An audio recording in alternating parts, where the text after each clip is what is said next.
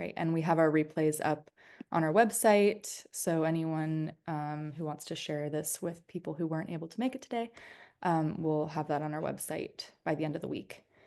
And I will go ahead and start giving an introduction. And there might be some other people popping in.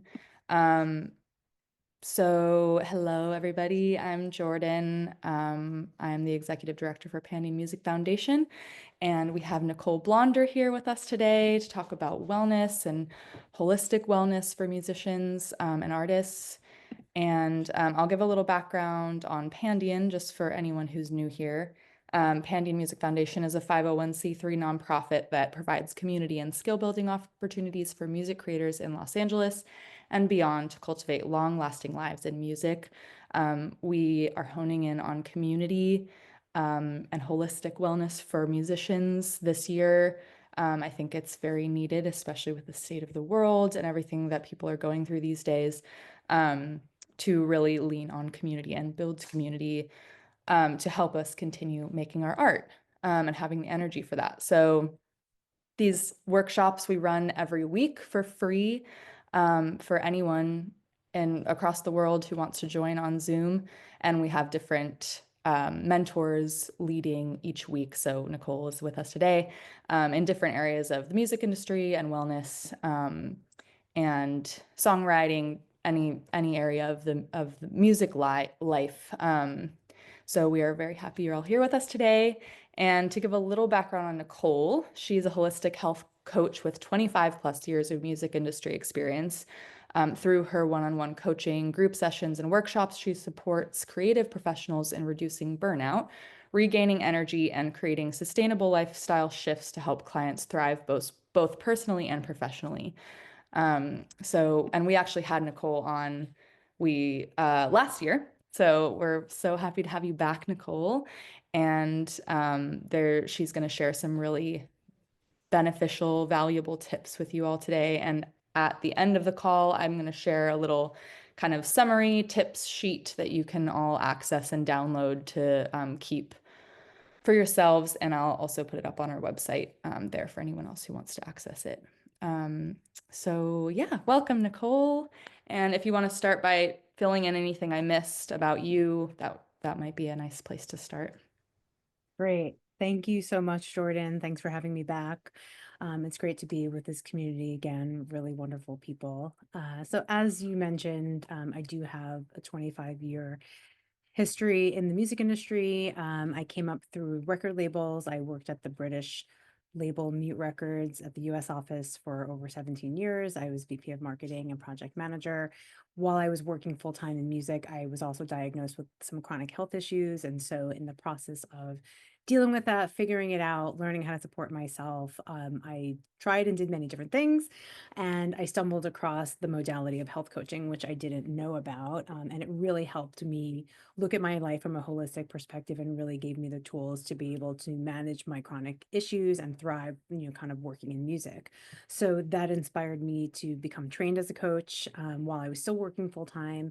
And when I left my role 7 or so years ago, I really wanted to bring that wellness training and holistic health coach mindset into music. So over the last 7 years, I've been offering, like you said, coaching workshops, etc. Not specifically only to people in music, but largely to people in music because I've lived that life. I've worked closely with artists for many years. I understand on the road, off the road, in the studio, all that stuff. So that's kind of my journey and what inspired me to get to this point.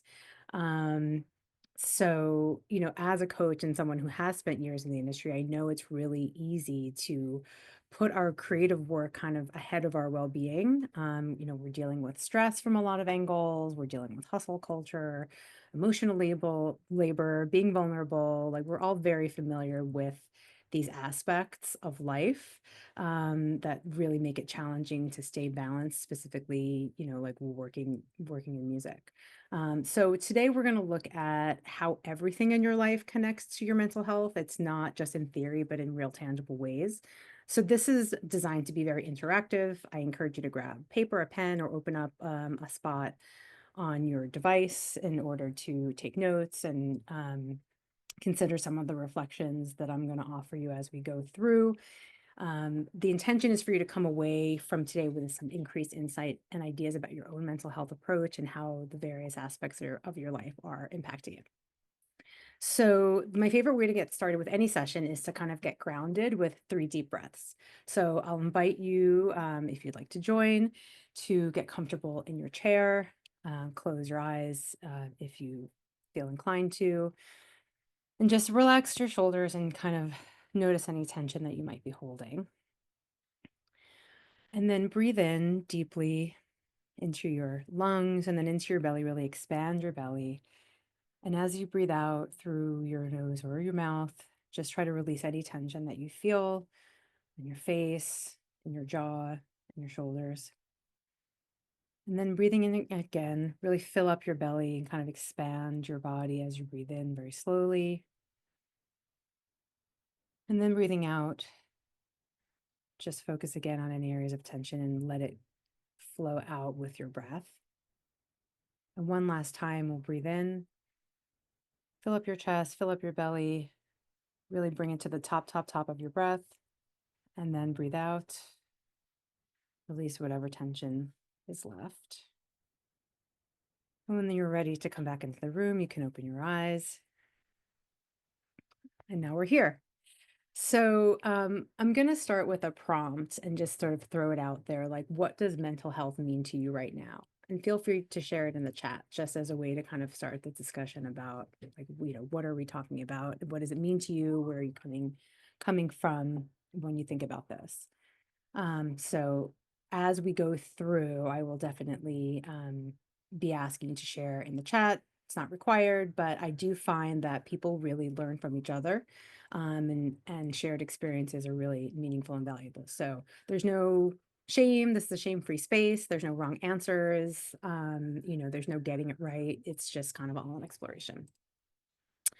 So I wanted to start out really defining what holistic health means, because it's sort of the word holistic is used in a lot of different contexts.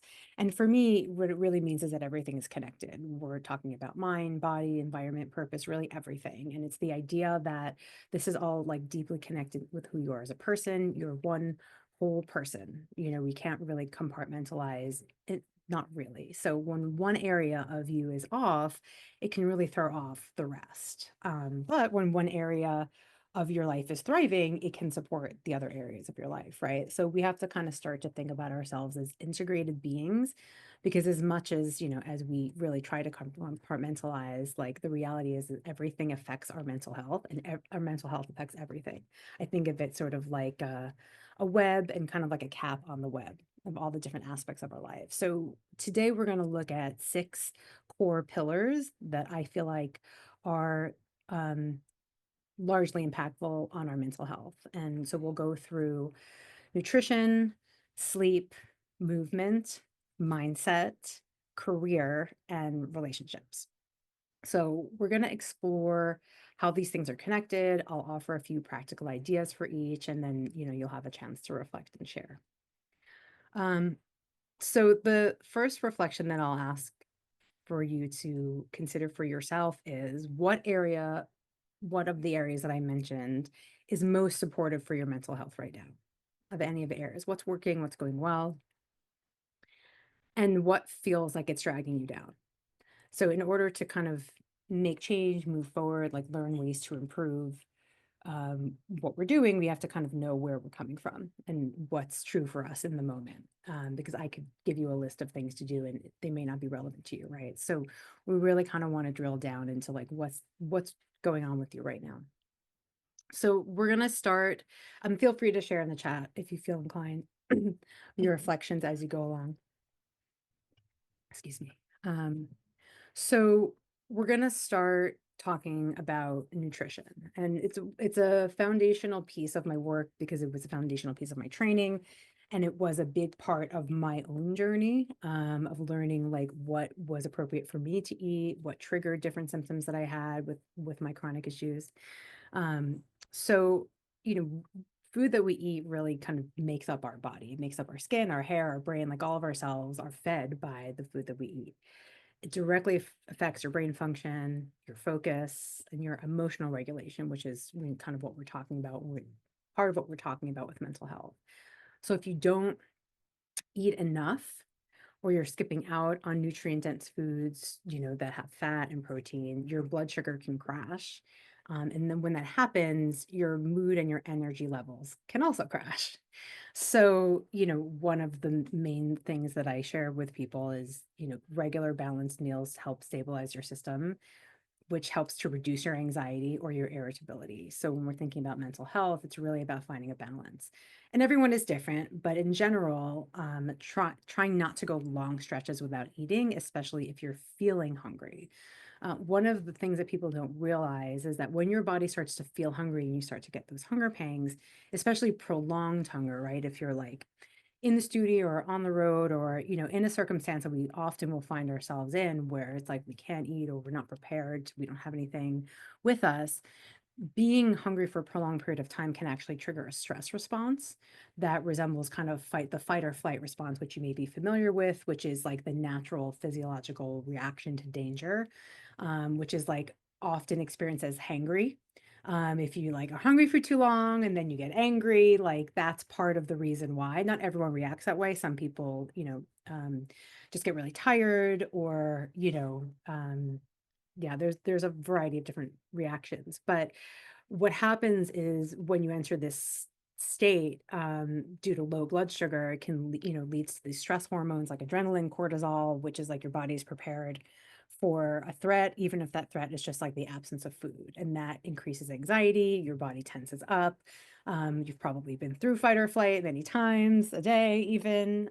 So it's a familiar experience, but I think people don't recognize how much not eating can trigger it, and how much eating, like if you're only eating things that, if you're eating things that don't have fat, protein, and fiber in them, then your blood sugar can spike and then it can crash. So I'm not like a carbs are bad person, but if you eat something that's very heavy in carbs, which spikes your blood sugar really high, what happens after that is that it can dip really low, and that it can trigger the same thing.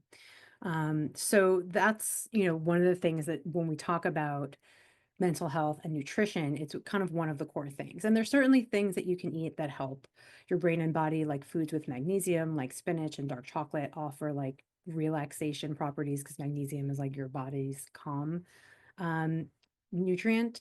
But with folks in the music community, because schedules are so erratic and, people are kind of moving around all the time, I find often that people are just skipping meals.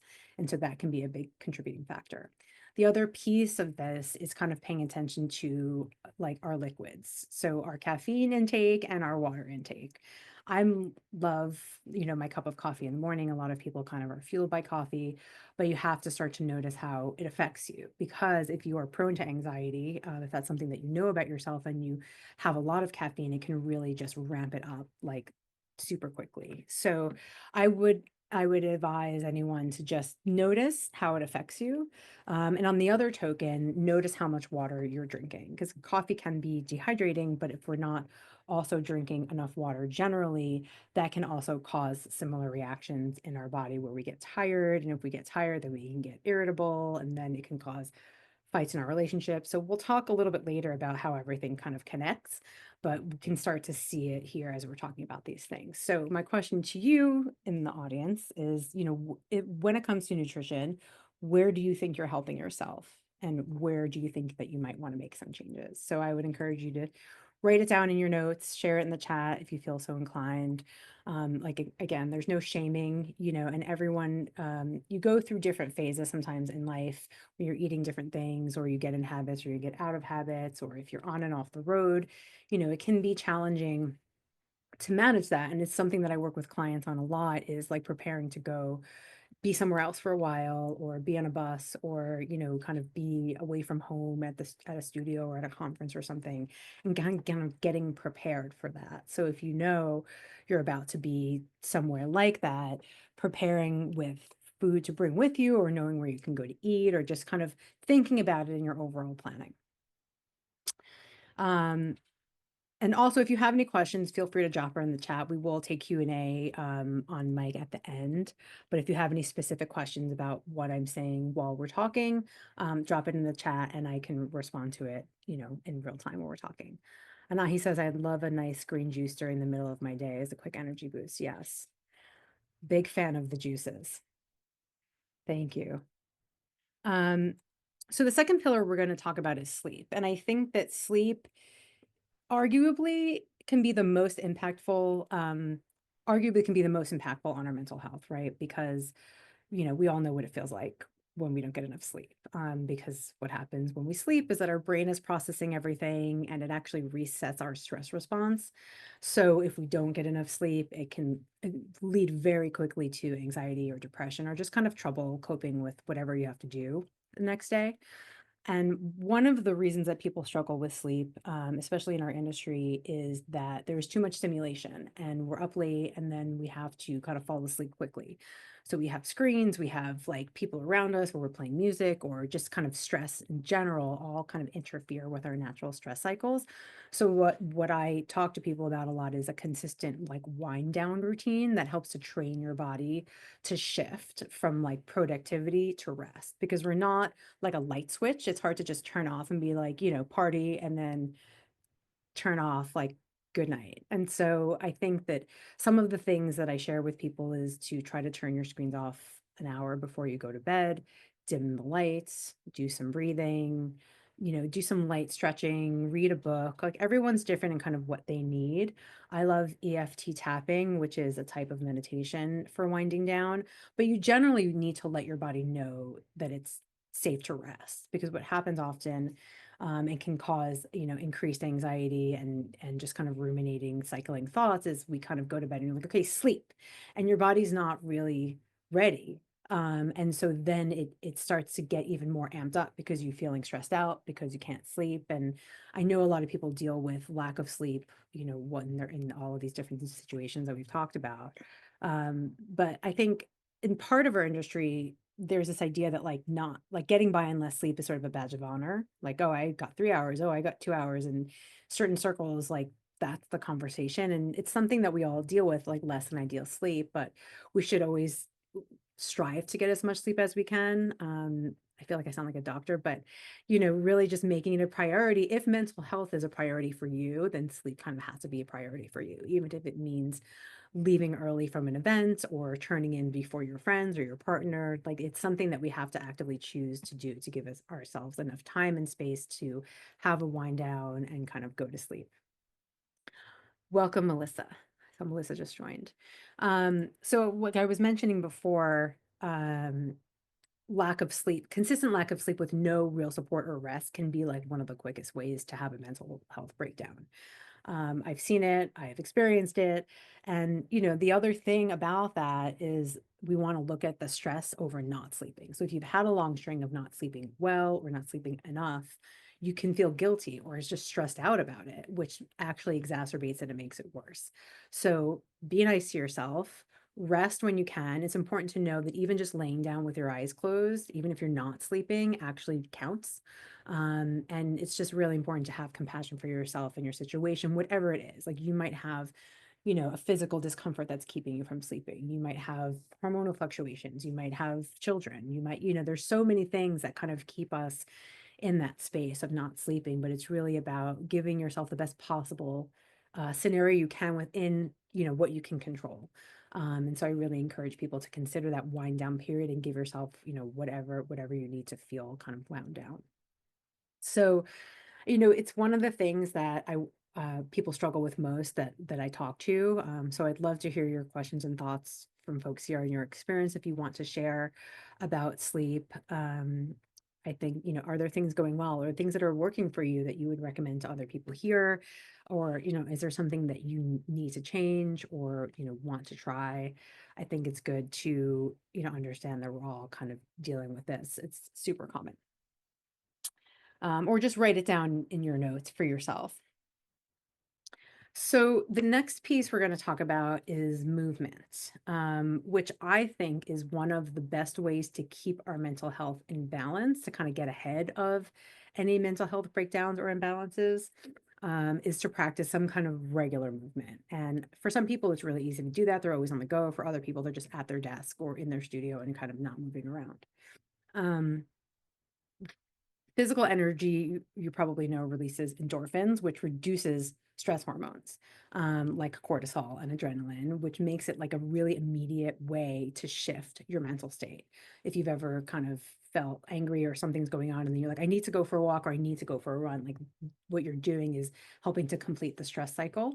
Because when you're stressed out and all of the hormones are being released and your body's in fight or flight, it needs somewhere for that energy to go. So moving is really a very effective way. And it doesn't have to be anything, intense necessarily. It could just be a light walk, it could be stretching. It's just in times of high stress, like you need to release that stress somehow to feel safe. So movement is one of the best ways to do that. And just overall, it keeps us like healthy and limber. Um, yeah, take more breaks throughout the day. It's definitely something that I struggle with, clients I've worked with have struggled with. And I often will tell people to just set a reminder on their phone, on their computer, put it in their calendar, schedule it, even if you're like, you're just walking around your space, it's very easy to just work right through and never get up. And we often feel like we don't have the right to take a break or there isn't time, but there's always some kind of time, even for like a 1 minute stretch, there's time to go to the bathroom, there's time to stretch. It's kind of how I feel. And it doesn't, like I said, it doesn't have to be the gym. You could do it, I'm a big fan of the one song dance party, like as a break, like pick a song, put it on, like jump around your space and then kind of go back to what you're doing, or just a quick stretch. It can really lift your mood quickly and help to clear kind of any mental fog or kind of break in through any um, ruminating patterns or thought patterns that you're having that might not be kind of serving you. So if there's any movement that you're doing now that you really like, that helps, feel free to share that in the chat or something that you want to try. Um, I think that if you're someone who goes on tour, I know that's a particular stress for people. I've had clients who find an accountability buddy on tour and they do stuff together, like go for a walk or find a really efficient stretching routine that can fit like in a hotel room or like on the bus, or in the back of a car, so there's different ways to get it in, even if you're not in your own space. It's about being flexible and it's about kind of doing something. It doesn't have to be the same thing all the time. It doesn't have to be super intense all the time. It doesn't even have to be, 1 hour every day, I'm going to do X. It's really about like what's accessible to you and just doing something and knowing that this is a tool you can use when you do have a mental health imbalance or you're feeling stressed out. I mean, certainly it's not going to solve all your problems, but I kind of feel like it might get you 50% of the way there. Um, so that is movement. If you have any questions or thoughts about that, please share it in the chat. And we're going to move on to mindset. So mindset is an interesting one because it often gets confused for mental health, but it's not exactly the same thing. So our mindset is really like our thoughts, which shape our how we experience the world and how we experience ourselves. So many people deal with chronic negative self-talk, which really fuels anxiety and burnout. Like, I'm not good enough. There's comparative thinking, there's I'm not where I want to be. I haven't hit my goals, or I don't like this thing that I did, or, so it can be something that just is always going, and we may not even notice it. Um, Mindset work doesn't necessarily mean thinking positive all the time. It just means that you're developing an awareness of how you speak to yourself. It's kind of naming your inner critic and practicing more compassionate inner dialogue, which can just shift your overall mental state. There's a idea or a concept in Buddhism called the second arrow. And what it means is like the thing that happens to you, if there's an event that happens, is the first arrow. And the second arrow is like what you tell yourself about it, right? So like you can fall down and break your arm, and you can tell yourself, oh my God, I can't do this. This is the end of the world. What am I going to do? It's, and kind of like spiral in a negative way. Or you can, acknowledge that this has happened and say, okay, I'm going to get through it. Like I have this, and this support. And it can be hard to make that shift. That's a kind of very crude example. But, if you are able to recognize your thoughts, you can actually choose what you're thinking about something. It's not just automatic. And if you've developed the awareness to actually recognize, what is going on in your brain, my favorite way to develop this awareness is, you guessed it, meditation, practicing noticing your thoughts again and again, kind of being able to bring yourself back to that level of awareness. It's a kind of a muscle that you build over time. It's not something that you're just going to start doing and necessarily perfect, but you have to notice what's happening first before you can change it. It's very hard to be working against your own inner monologue if you're not aware of what's going on. And that can have a really, really, as you've probably all experienced, a really severe impact on your mental health, right? Like, what are you telling yourself about what's going on, not just what's going on? And they are two separate things. So if you can start to recognize that, it can make a really big difference. And once you kind of understand and learn the power that we have to actually choose our thoughts in any given situation, you can make profound shifts in other parts of your life. So I'll invite you to think about and, write down in your notes, like, what do you notice about your own mindset? Do you even notice it? Or is it just kind of completely identified with you? Um, you know, so just write down what comes up for you when you think about your mindset. If you feel like you're in a negative space all the time, or you feel like you have a generally good awareness of kind of what's going on, because it sort of is it's kind of like the framework through which you see the world, right? And you can see the world. People talk about like rose-colored glasses, and that's not what I mean, but it is sort of a similar concept in which, like, if you're looking through like, poop colored glasses, and everything's going to look like poop, and that can just be the way that you're going through life, and not to put shame on anybody. Like, I've definitely experienced that, but if you can become aware of it, then you can start to shift it in small ways. So that is our mindset piece. If anything has come up for you about that, I would love to hear, because I think that sometimes people don't even recognize that it's something that exists outside of them, right? It's a part of them. So next we're going to talk about career, which is very important to everyone here. We're all working in music, whether we're artists. I would actually love to hear if people, if you wouldn't mind sharing, like, are you an artist? Do you tour? I forgot to ask that at the beginning. Are you working in the industry? Like, what does your career look like generally? Because your creative work is probably your passion, right? But it also brings along with it a lot of pressure, a lot of uncertainty, kind of very often blurred boundaries, even with yourself.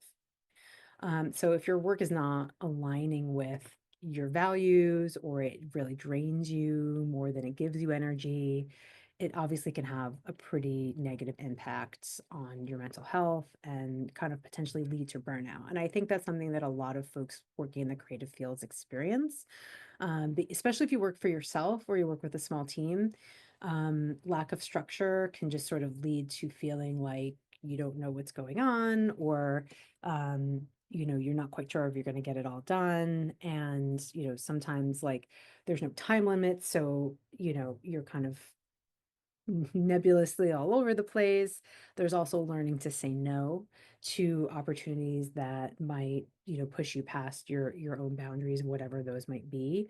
Um, and really kind of redefining success on your own terms. I think in this community in music, what success is for a lot of people can be somewhat unattainable on some levels, but you can find success in different ways. It doesn't necessarily have to look like X, Y, or Z, even if that was sort of your goal when you kind of came into it. So I think that understanding how you're relating to your career, creating a structure for that, it's all kind of acts of self-preservation, because in order to create sustainable careers, you need to sort of set up the boundaries so that you don't become burnt out, because otherwise it's a lot of giving, whether you're giving to your creative process or you're giving to your career development.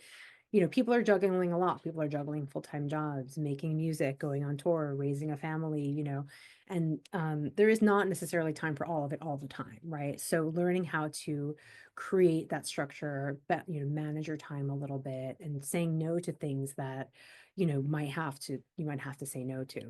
We want to do it all, but I think that trying expecting yourself to do it all the time can very quickly lead to burnout. And sadly, I know a lot of artists that I've worked with are kind of like coming from that place, whether they've been in that place, over and over again, or they're in that place for a new time, because for the first time, because there's just a lot to do, right? Like we want to make our art, we want to be successful, we want to connect with people. So starting to understand what your boundaries are, what you can give, what's important to you, and kind of redefining your career, and feeling good about it, even if you're not hitting those super high benchmarks, can really make a huge impact on your mental health. So how do you feel about your career?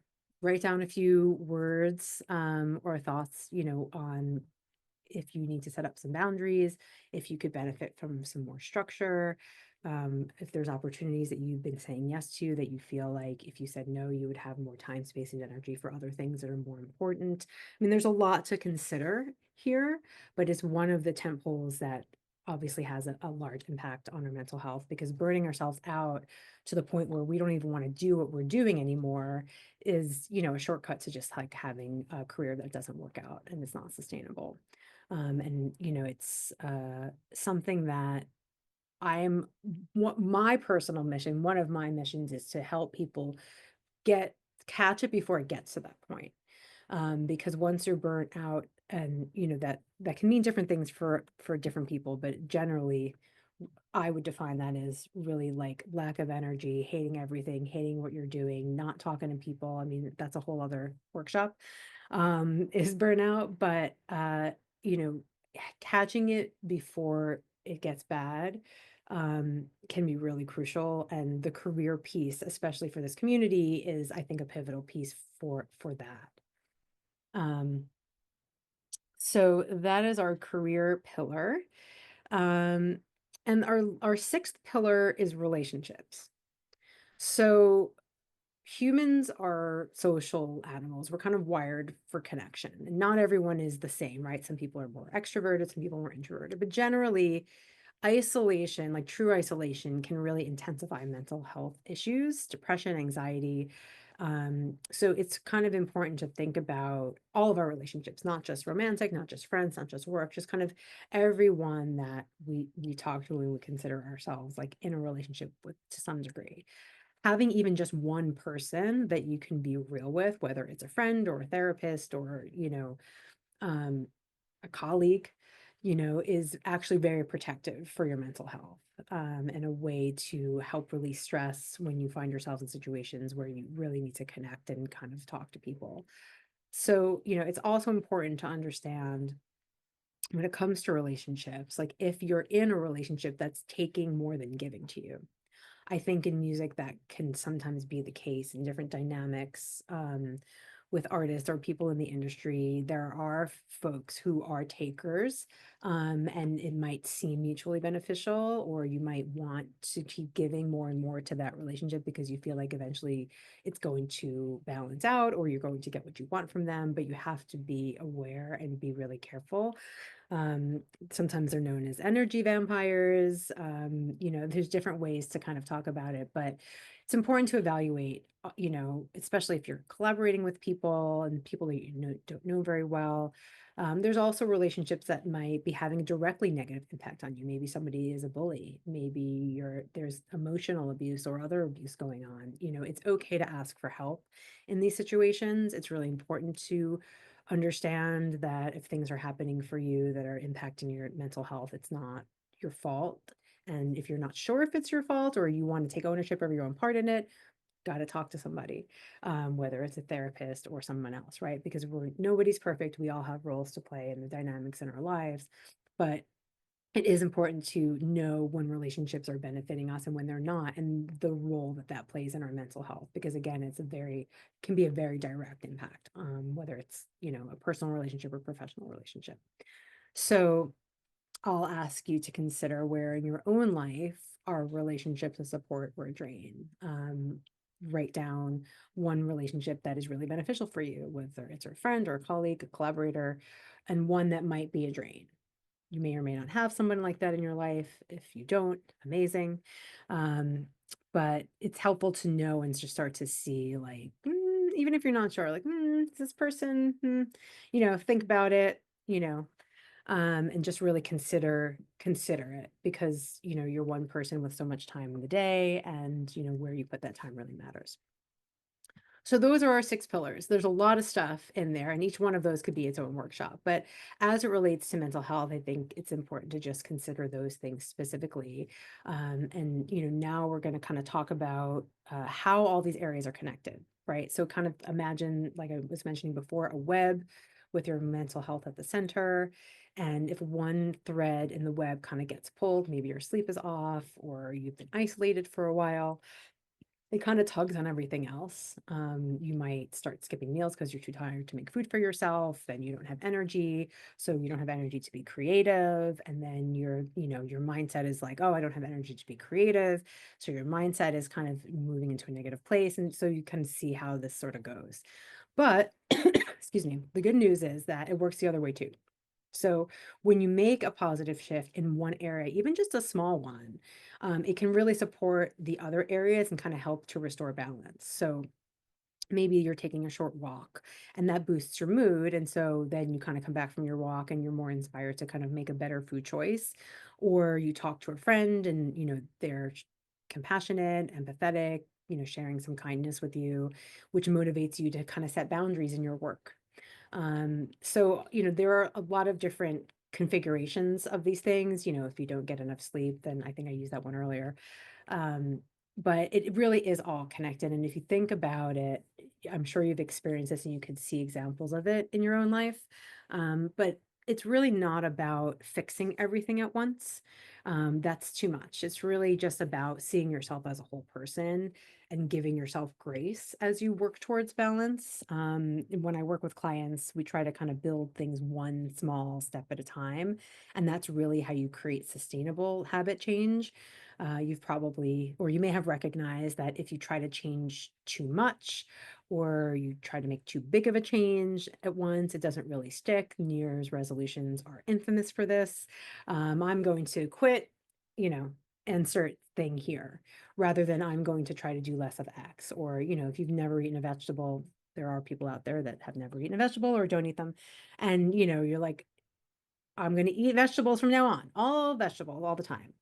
And, that's probably not going to last. Rather, it can be, I'm going to tomorrow add one vegetable into one meal in my day and see how that works. And you kind of, do that a little bit over and over, and it kind of builds on itself. So these are the connections that we're trying to make. It's not about addressing all of these things tomorrow. It's about first developing the awareness of what's going on for you right now. What small things are you noticing that are helping, right? Because noticing the things that are going well is important. It's not just noticing what's wrong. Oh, my mental health is bad, or this is, you have to really also recognize the things that are helping and going well, not only so you can do more of them, but so that you can feel good about them and let them support you on that level as well. Like, oh, this is working, because there really is a momentum that can develop if you can hone in on like the things that are good for you. So in your own life, where do you see these connections? If you've had an experience of a specific experience of how one thing has affected in your own life, share in the chat, or we'll talk in a little bit when we enter our Q&A, about how that works, because I think there's infinite examples of it. And I think, we all, even though we have a shared experience of working in music, we all have unique lives. And we're in unique communities with unique family dynamics, and unique health concerns. My issues are not someone else's issues. So when I go on the road or I have to do, something, I need to make sure that I'm following what's good for me, and not, a list of things that someone gave me that works for them, because it might not work for me. So now that reflecting on everything that we've talked about, I'll challenge you, if you've taken notes and you followed along with the prompts, I'll challenge you to choose one small shift that you can try in one area this week. So choose one small thing in one area, whether it's adding a little bit of vegetables, or, you know, turning your phone in an hour before you go to bed, or calling a friend, in a couple of days, or whatever it is for you. I want to encourage people to not be afraid to commit to something that's doable for you, right? Don't choose something that you're like choosing it, but it's not really realistic. Like, even if it's like, I'm going to drink water when I wake up in the morning tomorrow, that's enough. If you don't normally do that, and that's something that you want to start doing tomorrow, like, just do that. I think, our mental health is impacted by so many things, and many of them are out of our control. We can't control all these factors. We can't control what's going on in the world, but we can control how we interact with it, right? If you're really stressed out about what's going on in the world, like, engage with it less, not to bury your head in the sand, but just to moderate your own reaction to things that are, kind of coming out in the world that might be scary, especially in the world of the arts, right? People are losing grants, people are losing, or not being able to tour as much. There's, we could go on and on about the things that we're concerned about. But we also have good things that are happening, and we have to find the balance in order to maintain our mental health, because it can be very easy to be pulled in a negative state and kind of sucked into a negative headspace, which can cause depression, or any, especially if you're predisposed to some mental health issues. You have to be sort of protective of all of these things that we talked about, right? And it's okay to take care of yourself. It's mental health is not separate from the rest of life. It's not like you can say, I'll deal with that tomorrow. I mean, you can, but it's still here. You can't take it and put it away. You can say, okay, tomorrow I'm going to do X, but it's, your mental health is the cap on, your life experience. And we want to kind of create balance and sustainability and support. Really, it's about creating layers of support for yourself and being flexible and kind of being able to go with the flow, and with any one of these pillars in any one area of your life. I think I often will tell people, it's not about, I have to do X every single day. It's about flexibility and flow, because life changes all the time, because we change all the time, and the way we feel today is different than the way we feel tomorrow. And maybe the thing that we tried worked yesterday and today it doesn't. It's just kind of adding tools to our tool belt, and being able to kind of meet ourselves where we're at on any given day, and kind of tap into, what we need, and understand that a little bit more. So we have about 10 or 12 minutes left. If anyone has questions, I think they can raise their hand, or put it in the chat if anyone wants to share their experience about any layer of this. Um, I understand it can be confronting and scary to share about these things, but it is a safe space. I've heard it all. I've seen it, not all, I've seen a lot. And we're all in it, trying to get through it, supporting each other. So there's no dumb questions. There's no question too small or too big. But if there's anything specifically that you need ideas for or want support with, you know, I'm here. So feel free to chime in and ask questions while we're here. And I'll Um, also say, oh, sorry, go ahead. oh, I was just gonna say, can we end the screen share just so in case Oh, people yes. Yes. um Sorry. we can Let me no, do no that. worries. Perfect. Thank you. Yeah.